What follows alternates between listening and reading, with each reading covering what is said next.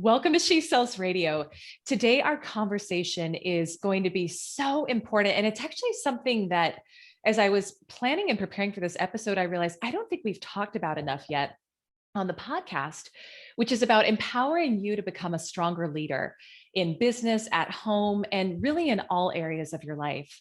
And I know if you're like me, leadership can feel challenging, and it really is the edge for so many of us. And maybe for you, you question, who am I to lead this company, lead this organization, or lead this family, or change in the world?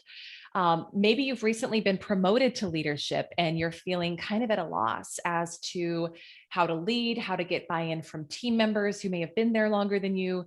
Maybe you're growing and scaling your own business and now you're suddenly in charge of hiring, leading, and managing a team. And you're like, oh my goodness, where do I even start with this? Or, you could also, you're always leading. It could be leading your kids, your family, or yourself. So regardless, we are all in leadership, but we don't all feel great at it, which is why I'm so thrilled to bring an extremely powerful leader to you on today's episode to help you learn how to grow in this area. So my guest today is the Chief Operations Officer of a company called the Impact Partnership, which is this very cool mega financial services company located near me, actually here in Atlanta, Georgia. And I have had the personal pleasure of working with our guest today.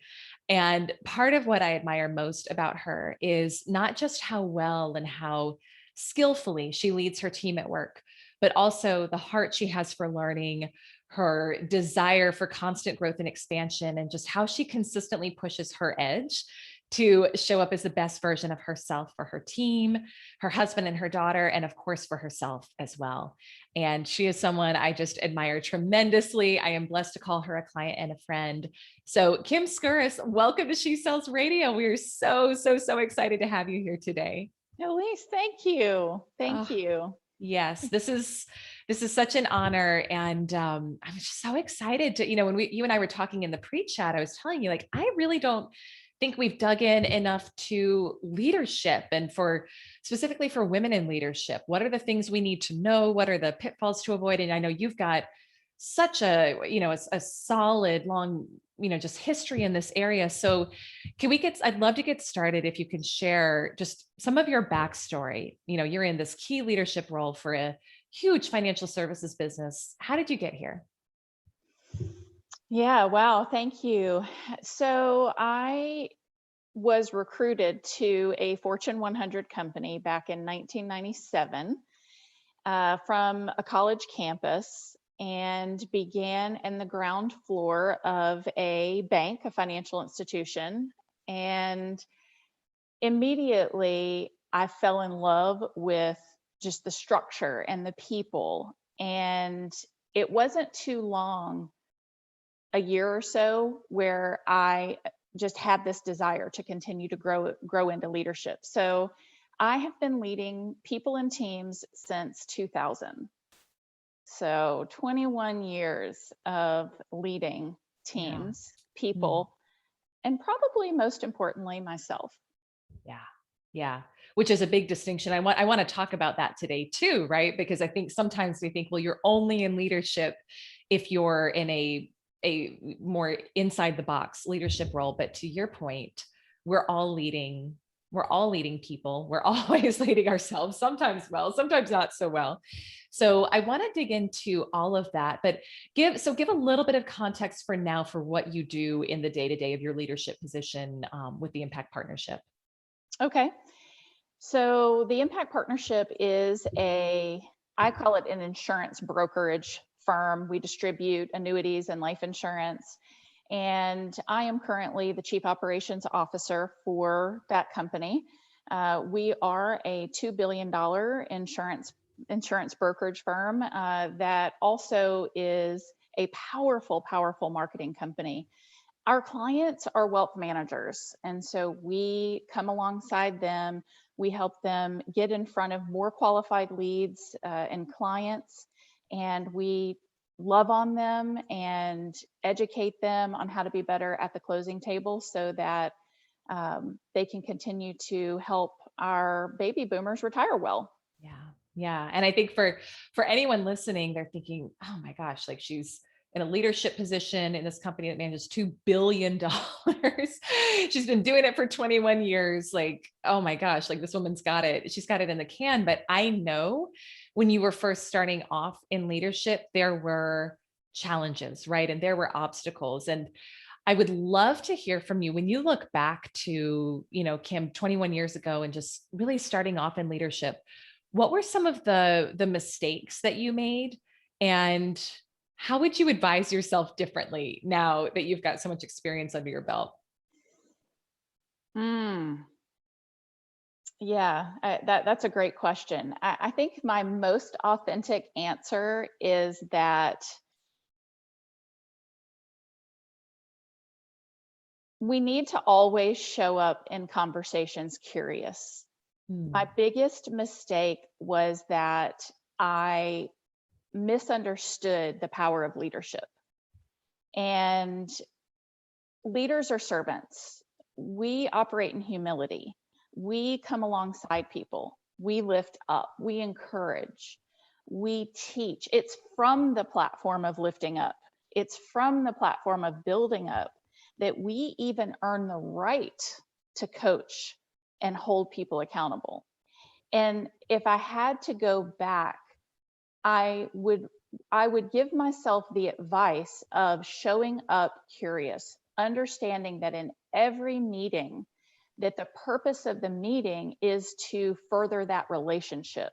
It's to build that person up, not because I know better or I know the way that things should be done and that other person doesn't, or I hold some sort of power or authority over the person so they kind of have to do what I say, which is so bold and kind of sounds mean, but I think that people misinterpret what the power of leadership means. yeah. And I Well, would go back and say, you better listen better. well, and what you just said there, I don't think I've ever heard it that way. And I've never thought about it that way either. That the purpose, I love what you said. The purpose of the meeting is to build that relationship with that person. And gosh, like what a perspective shift, whether it's a meeting with your team member, whether it's a meeting with your client, with your boss, whoever it is. But I think if we went into it, so it sounds like that has really helped you reframe how you go into meetings. So talk to us a little bit more about like your mindset now going into meetings with team, with employees versus maybe how you thought when you were first going in. Yeah. I, I think that when you manage 1 to 2 people well, or you manage a process well, then you are continually gaining influence.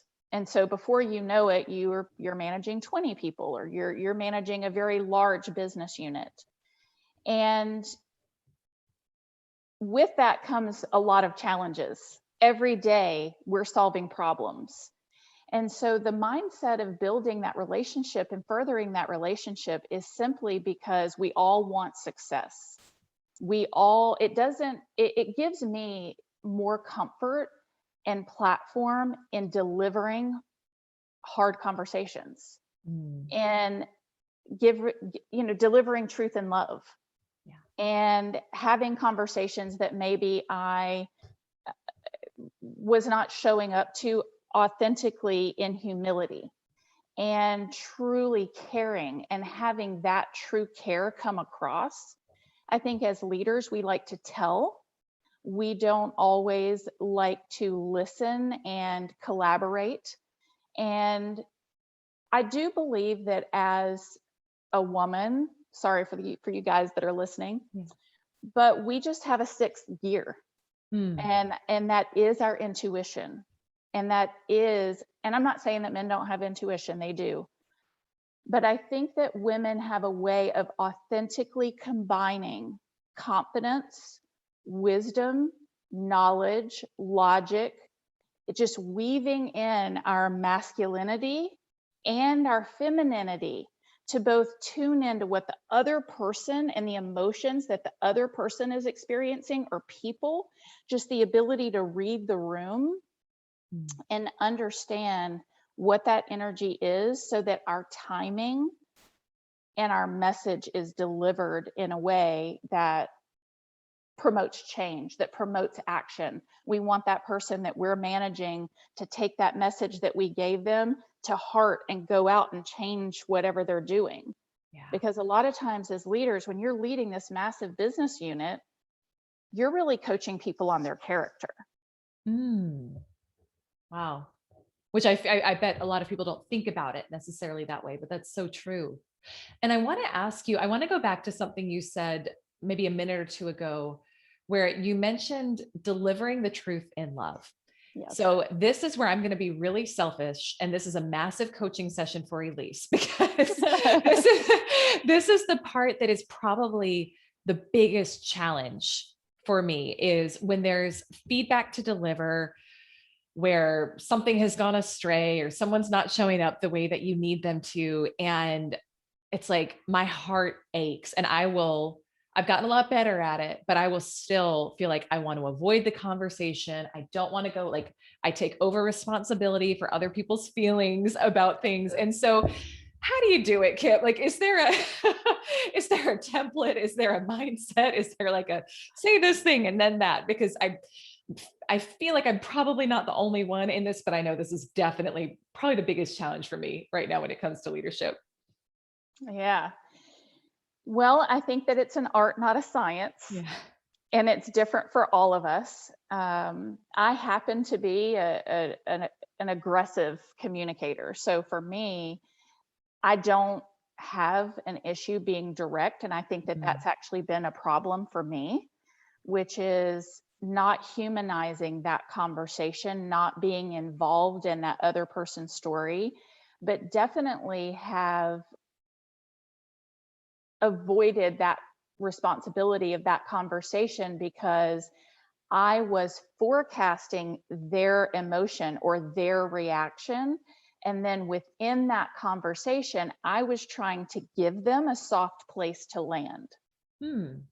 But I realized that the failure and the power of the discomfort is what has caused me to change. Right? That when somebody has coached me and I have gone back to my desk and I have just felt like, like I don't know why I did that. Like I really need to change. And that person didn't remove that discomfort from me. It was like the catalyst that I needed to stop doing the old thing and start doing the new thing. And Great so way to look at it. yeah. I mean, when we take the soft place away, when we take when we give them a soft place to land, then we take away the gift of that discomfort or that that friction within them that could actually be the thing that they needed to hear to change. Wow. So that's kind of the way I show up in it. So what I always try to do is I try to use personal stories, be with them, remind them that we're all on the same page. We all want the best thing for our client. And I need you to course correct. When you say the personal stories piece, so it's kind of like you'll say, "Hey, I was here too, and this is what happened," or tell me a little bit more about that, because I think that's an interesting piece that I don't know how much I've heard before. Yeah.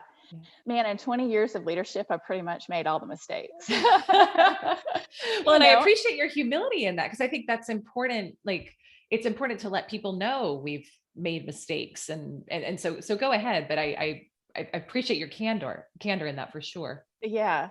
Yeah. Yeah. Well, I've also made a lot of mistakes as a human being too. Mhm. And so I think that there is rarely something that I'm talking to somebody about that I can't relate to. Yeah. And in addition to that, we have all these examples of what I like to call is everyday leadership, people who by just way of being lead me and lead others, whether it's their family, their kids, their community, their churches, and so everyone leads, Yeah. you know. So I always open it up and say, "Hey, this is what I'd like to talk to you about today." And I understand how this situation became to the point where it is. Tell me more. And I start asking questions. So I let them know I am as flawed as the next person, but, and I may not say it this way, but I may have had victory in that area. I may have gone before them in that area. And so I have some advice to provide them. And I need them to course correct. Yeah. And do something different. And so I think that first conversation of I need you to course correct is that type of conversation. But I believe that people's behavior, the outcome after the coaching, is always their response of whether they're going to do it or not, Wow. of whether they heard you or not, of whether they're committed to change or not. And so when we get to that point where we have to make that ultimate decision of keeping them on our team, or what I like to say, releasing them to the competition, then I have to look. I used to blame myself. Like, have I done enough? Was I a good enough leader? Did I give enough coaching? Did I give them enough chances? And that's when I understood, like, no, I've coached them. I didn't give them a soft place to land. I allowed them to work through the discomfort, but they chose, by way of their behavior, not to commit to that change, which is maybe out of alignment with our values, or not what I've asked them to do, or, our values and beliefs are just out of alignment. Yeah. And that word alignment is so important. And I love that you shared that, because that's become my litmus test for everything, for clients I take on, for team members I take on. And, I still take on some people where it's like, there's maybe a shred of doubt about whether they're in total alignment, and then it invariably ends up that it wasn't the right move. But that litmus test of just, how does this feel aligned? Which I think, to your point earlier, of one of the superpowers of women in leadership is that intuition, and knowing. And I'm curious to hear, part of what's so powerful and so great about having you here today is you're in a high level leadership position in a very male dominated industry, like very, very, very. What's the percentage? I don't know if you know the number, but do you know the percentage of women in your industry versus men? No, but I would think it would be between 2 and 5% women, the rest men. So it doesn't get much smaller than that from a percentage standpoint, right? So what are some of the things you've learned? I would imagine there have been challenges that have come up from that. And I imagine that you've learned some really powerful lessons. So what would you say have been some of the biggest lessons you've learned from being a woman in such a male dominated industry? Learned and still learning. Right. Of course. Always, right? Always still learning. Yeah. Yes, always still learning.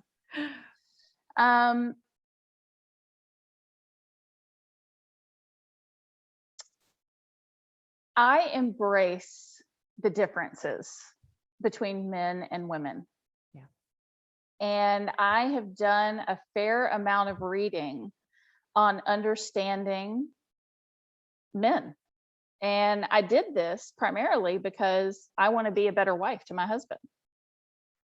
And it's really helped me to understand and to utilize my understanding from an influential standpoint of, when is it time to give my opinion? When is it time to, just really a lot of different opportunities on timing. So one lesson is, understand that there are differences. We do not have to embody all of our male masculinity type of traits in order to be successful. But we do have to understand the differences and where we fit in with those differences. And so I think I have always tried to come alongside the men in my industry, and I have tried to be a helper. And it begins that way for me. And over time, my influence grows where I am now the influencer in those relationships. And so that is a huge, because I've worked in financial services since 1997. And the bank that I worked at was You probably had about 25 percent women leader in leadership, but 75% were men. Yeah. Um, I read this book recently called How Women Rise. I brought it, Mm.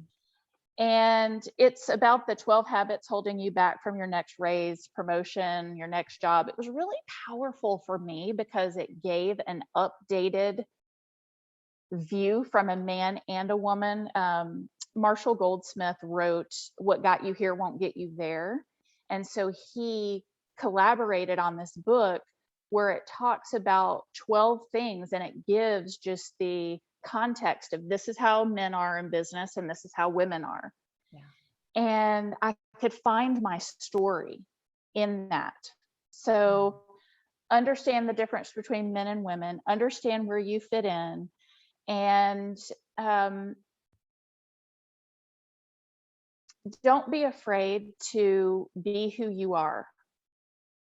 One of the things that I learned early is that none of my male counterparts ever um, apologized for taking up space in a meeting. Whenever Mm. other people would walk in, my male counterparts weren't like, oh, I'm going to get up out of this chair and give you this space, or even really missed a beat in talking or sharing their opinions or sharing their desires of where they wanted to be in the future. Yeah. And I think as women, sometimes we wait for our male counterparts to tell us, okay, it's time now for you to get promoted, or it's time now for you to share your opinion, or, it's time now for whatever, however much you want to be paid or how much money you want to make.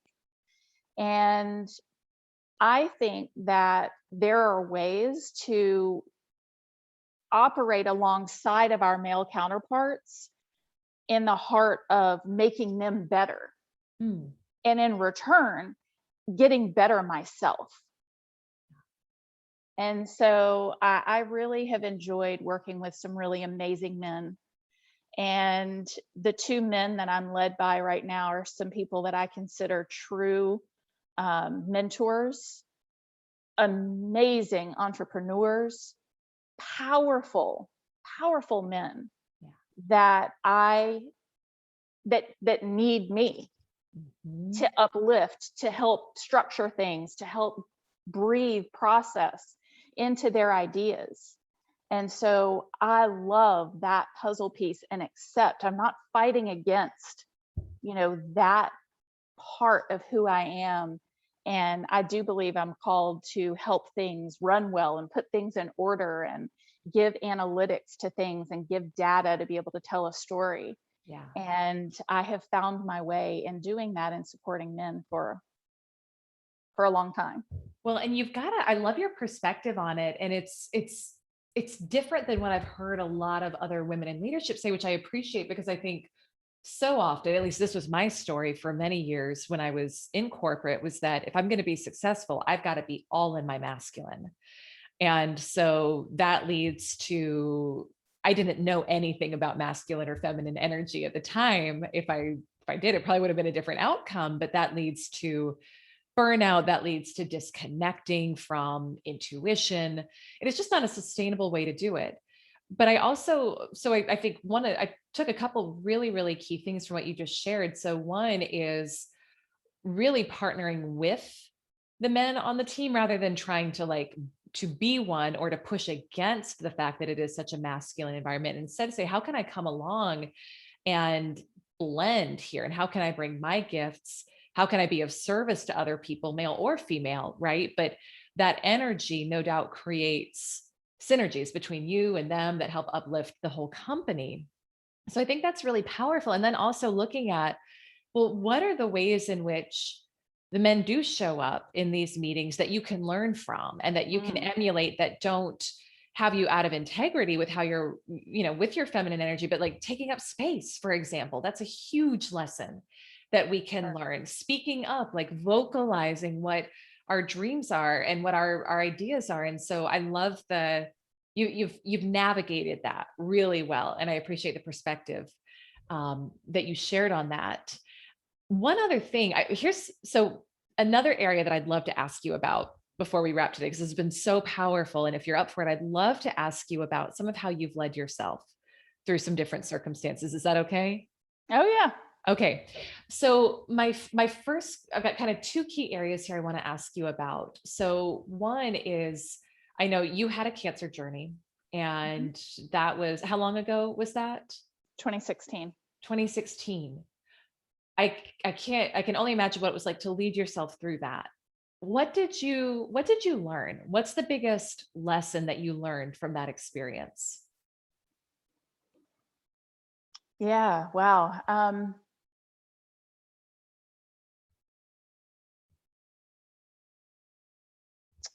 Do not procrastinate.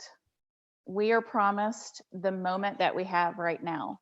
Mm, That is when time becomes a focus, when you truly, and I would say to anyone, you do not have to have a tragedy in your life to actually capture the focus and the meaning of time. And we all know, because of what we've just gone through, and we've all been, we've all known someone who has suffered a loss or or cancer or a terminal illness. And what that did for me is it showed me the potential end of my life. mm, And it gave me the I felt what it was like, what if this is it? What if at 41 years old, I have now, like, am I happy with this? Because this might be the end. I woke up one day with a toothache, and 8 months later, they said you have cancer. wow. And so the answer truly was no. Mm, I would have not been happy. I had not lived all out. I had lived in fear. I had not dealt with issues. I had not shown up in an authentic way. I had been too caught up in a lot of things that didn't matter. And so what the biggest lesson that I learned is you already know what you're supposed to do with your life. You already have it inside of you. You already know. But for whatever reason, maybe things happened to you, maybe you went through things, or maybe, and the way that you reacted to those things changed you, and somehow you've let your dream go, or you've let fear take over. What I know is that we are not promised tomorrow. And so if we just take one more step into the future toward that thing that we know we're supposed to do already, then we get to die knowing that we have made a difference in the world, wow. that we have worked on ourselves. We have let go of so many of the things that have held us back. And how many can you really deal with at once? Just one. Most of the time, it's just one. And a year from now, you've dealt with one or two things, and then the next year, and you are embodying this identity day by day that is closer to who you want to become, to who you're supposed to become, so that you can turn. And so for me, just getting it back to leadership, every one of us has something in our hand. We Mm, might have a microphone, we might have a football, a basketball, we might, have a camera, and whatever you have in your hand is your gift to then turn around and give back. wow. And that's just really like that's bringing it full circle. So when I get better, I have more to give. Mm, And when I was laying in that hospital bed, I said, I have been focusing too much on me, too much on my pain from growing up in a really tough childhood, for too much fear, too many regrets, too much, so many things that I was just like, wow, okay, God, if I get the opportunity, because I know you're going to give me this opportunity. So yeah. when I get this opportunity to walk to the start line of this new life that you have for me, that's a cancer-free life, I am not going to waste it. Wow. I'm going to do Mm, something with it. And I will continue to fall and I will continue to fail, but I will continue to get up wow. and do it again. Gosh, So, thank you for sharing that. I'm reading The Power of Intention right now by Wayne Dyer, and I'm just loving, loving, loving this book. It's probably one I'll go back through again and again. But this morning while I was reading it, the the part I was reading was about, we come into this life with nothing, we leave with nothing. And if you're looking for purpose in your life, it really is about just giving. Like, you're going to leave with nothing anyway. So how can you give today? And I love what you said about everyone has something in their hand, a microphone, a football, whatever it is. So how can you use that to give and to uplift other people? So thank you for sharing that. And two, to your point of, we don't have to let it become a tragedy before we make a change, because we already know what's inside, and you can trust that voice and that calling. I want to ask you two other questions, and then we're gonna wrap. Um, I've known you since what, I think March of this year. Now that I don't Yeah. know, like 4 or 5 months, not even that long at the time that we're recording. But one of the things that I've been so inspired by is just how much transformation you've initiated in your own life. It's not like anyone's forced it, but like you've done things that people would be very uncomfortable with. You've created massive changes, from living situation to all sorts of stuff. And I know, in the pre-chat, you and I were talking about just facing, like, when we decide to make those changes in our lives, we will come face to face with the limiting beliefs. We'll come face to face with any past demons that have been holding us back. So what have been, talk to us a little bit about how you've led yourself through such a process of personal transformation over the past, 4 or 5 months. It all starts with gratitude. Mm. So that was a big habit that I picked up in my cancer journey. And I have built a really solid morning routine. And I think that that is one of the catalysts that I would say is critical in leading yourself. And it is, in addition to observing your own thinking, because it is very telling what comes up. A lot of times we believe that we are our thoughts, Mm. and we don't understand that we truly have the power, that we've taught our brain actually to think that. And because we've taught our brain to think that, we can teach it to think something different. Mm. And so just understanding that gratitude gets us into that place of being just, I'm alive, I'm breathing, I can walk. I mean, at one point during my cancer journey, I had cancer here in my face. And so in order to reconstruct this bone right here, they were going to have to operate on my face and take some of this bone out of my leg and operate. And a miracle happened for me, and that bone regenerated on its own. So that didn't happen. But I was just like, I am just grateful that I have a face, Yeah. even if it has a scar on it, right? Mhm. And so sometimes even I'm grateful that I got all the green lights on the way to work today. Yes. So there's always something to be grateful for. And I am always more open to receive in the mornings. And so I truly understand and take a mental check of where I'm at mentally, physically, and spiritually. And I have led myself so well because I'm led by God. Yeah. And I look to my spiritual higher power each and every day for guidance. And I truly have learned in that part of growth is surrender. And Mm. so over the last 4 to 5 months, I have gotten myself to a point where I'm willing to surrender things that I know aren't serving me, but feel comfortable, and trust in God just to move forward, because at the point I feel like that we know we're ready to kind of go to that next level, we start to feel like this ultimate discomfort. And just in that moment saying, it's okay. I don't have to understand exactly how it's going to happen. I just need to take the next logical step. And Wow. so in that, we've sold our home, we've purchased a new home, we've grown so much as people, we've learned so much. And I guess I would end by saying leaders are learners. Mm. You got to read, you've got to learn new things, you've got to have a coach, you've got to trust the people who have gone before you, and not rely on your past successes as evidence that, like you can stop learning. There's no end point. Even though you've been successful in the past, that that was the timing then, that was the right action and the perfect timing for what happened in the past to get you where you are now. And in order for you to achieve what you're going to achieve in the future, you have to have more wisdom, more knowledge, more experience, and just more trials Wow. sometimes. Yeah. So Wow. Oh my that's gosh. what I have Thank for you. you. Sure. Thank you for that. I love what you said about part of growth is surrender.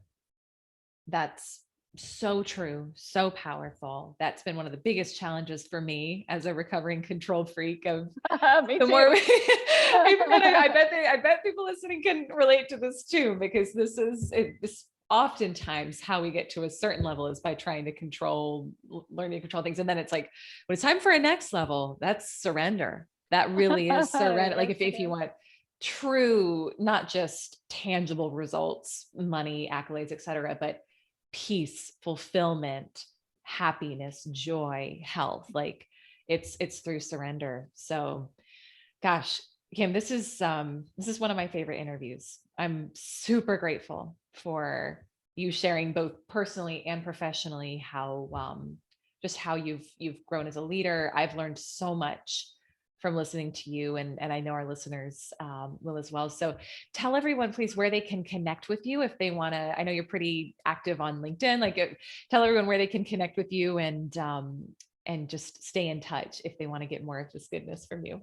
Yeah, I would love to hear from anyone. I am on LinkedIn as Kim Skouras, last name spelled Skouras. I'm also on Instagram and Facebook, so please connect with me. I would love to answer any questions that you have or encourage you in your leadership walk. I have several calls a week with, especially for you, for new leaders out there, Mm. or for people who are looking to go into that executive level. I would love to speak into your life and answer any questions that you have. Oh, wow. Well, Kim, thank you for being you. Thank you for showing up so vulnerably, so powerfully, and thank you for pushing yourself to continue to grow and expand, and being an example of what it's like to truly surrender to miracles, blessings, and that whole next level that opens up when we do. So I'm grateful for you, and just so enjoyed having you on the show today. Thank you for inviting me. It was such a privilege. So I Absolutely. appreciate it so much. Thank you. Absolutely. All right, my friends, we'll go connect with Kim, get connected with her, check out what she's doing on LinkedIn, on Instagram, on Facebook, and I hope you will share this episode with a friend. Comment below wherever you're finding out about this, whether on Instagram or LinkedIn. Put what your biggest takeaway was about growing as a leader, and I can't wait to see what you took away from it. I know I did. I took away so much. So wishing you a beautiful rest of your day, and I can't wait to see you next week with our next episode. Bye for now.